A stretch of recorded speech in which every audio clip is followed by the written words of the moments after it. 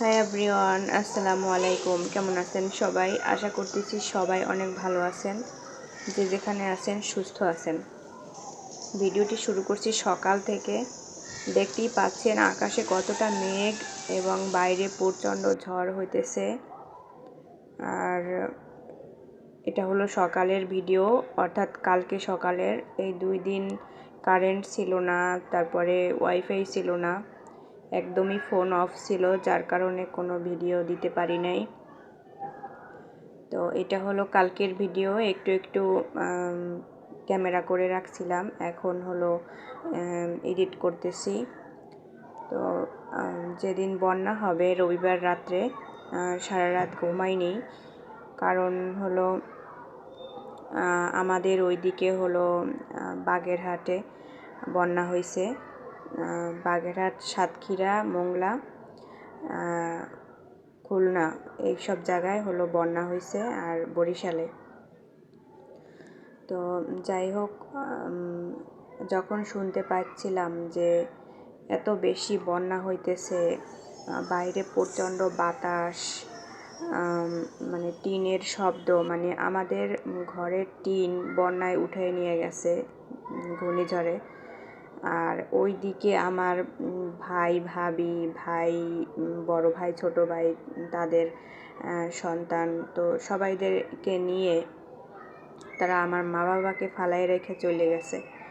তো মানে এটা শুনে যে আমি তো একটা মেয়ে, মানে এত কষ্ট পাচ্ছিলাম যে মানে সারা রাত আমার মানে ঘুম আসতেছিল না। আমি শুধু একটু পর পর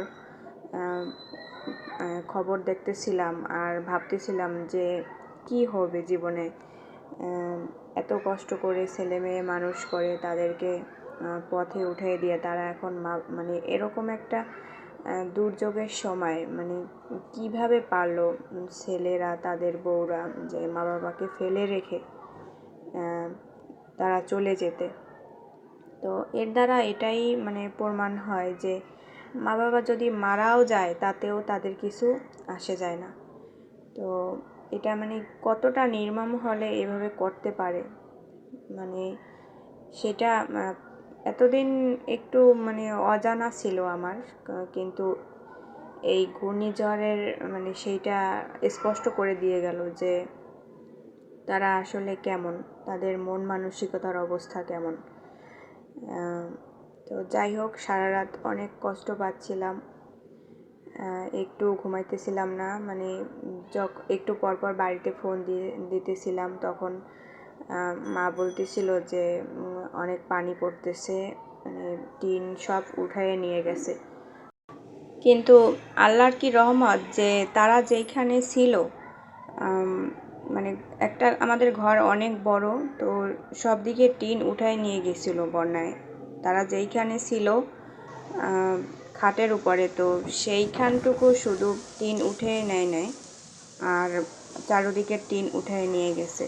তো তখন আমি মানে যখন খবরে শুনতে পাচ্ছিলাম যে এখনও 4-5 ঘন্টা হবে, তো তখন এতই কষ্ট পাচ্ছিলাম যে এই মুহূর্তে যদি কোনো দুর্ঘটনা ঘটে যায় তখন মানে কি হবে, কি বলে মনকে সান্ত্বনা দেব।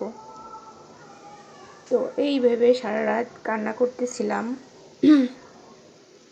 তো এক পর্যায়ে আস্তে আস্তে আর কি রাত শেষ হয়ে যায়। এভাবে ফজরের আজান দেয়, তখন ফোন দিয়ে জানতে পারি যে একটু কমছে। তো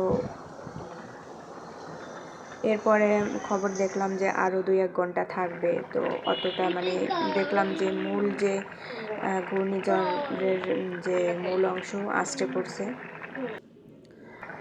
তারপরে অতটা টেনশন করতেছিলাম না, যে যা কপালে আছে তাই হবে, আর কি করার, আমি তো দূরে, আর দূরে বসে তাদের জন্য কতটুকুই বা করতে পারবো।